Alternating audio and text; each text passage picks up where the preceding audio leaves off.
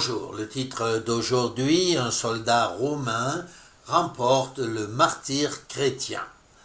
Nous avons lu avec Catherine un texte de Eusèbe de Césarée, Histoire de l'Église. Et nous avons abordé l'histoire d'un haut fonctionnaire romain, un soldat pour être plus exactement, qui devait être promu à devenir centurion.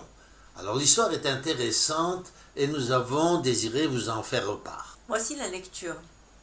Au temps de ses surveillants, alors que partout c'est la paix des églises, à Césarée de Palestine, Marin, qui était parmi les hommes honorés de hautes fonctions dans les armées et qui était distingué par sa race et par sa fortune, a la tête coupée pour le témoignage du Christ, pour le motif suivant.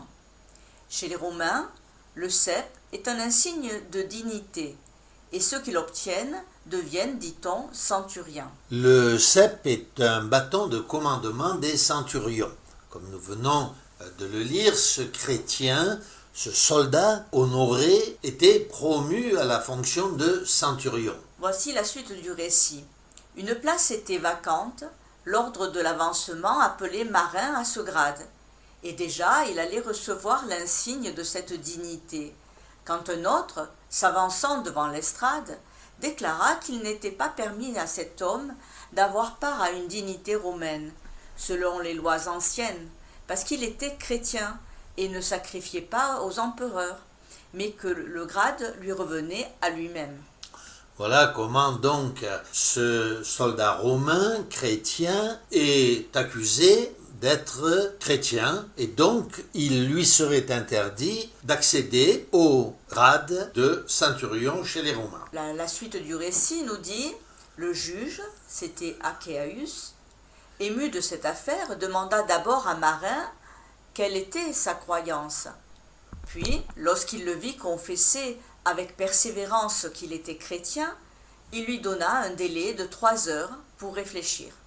Le récit continue en disant, tandis qu'il était en dehors du tribunal, Théoctène, le surveillant du lieu, c'est-à-dire de la Césarée maritime en Palestine. Donc Théoctène, le surveillant du lieu, le prend à part, l'appelle à un entretien et le tenant par la main, le conduit à l'église.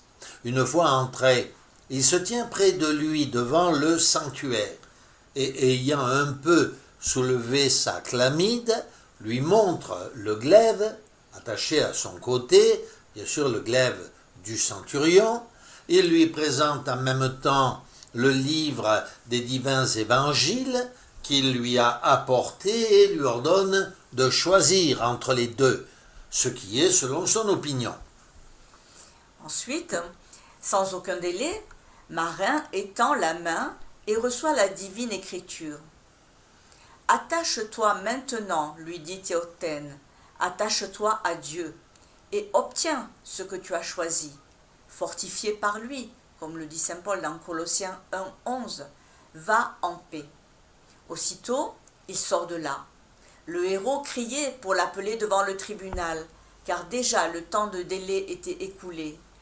S'étant présenté alors devant le juge et ayant montré l'ardeur de sa foi plus grande que jamais, aussitôt, tel qu'il était, il fut amené à la mort et exécuté. Voilà un beau récit du martyre chrétien. Souvent, les chrétiens d'aujourd'hui ont peur de la persécution, sont terrorisés à l'idée de rendre témoignage à Dieu.